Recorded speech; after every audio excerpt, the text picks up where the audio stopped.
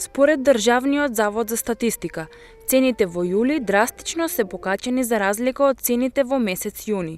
Стапката на инфлација изнесува 8,4%. Последните податоци укажуваат на тоа дека трошоците на живот во јули годинава се зголемени за 1% во споредба со јуни, а цените на мало за 1,6%. Граѓаните велат дека ова лето никогаш не било поскапо и дека парите едва истасуваат за месечните трошоци за струја, вода и основните прехранбени производи. Струи, води, ѓубре, телефон, интернет и оти сме зависни од интернетот. Децата не се тука, треба да се гледаме и ги трошиме таму и основно за храна.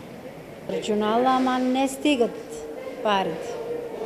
За минималната плата скапи се цените. Тежок, многу тежок, не знам што да правам.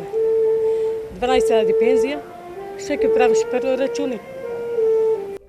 Од септември, низа нови производи ќе добијат повисоки цени бидејќи со законските измени ДДВ-то на некои други производи ќе се зголеми двојно, од 5 на 10%. Ограничувањето за раст на цените заврши во јуни.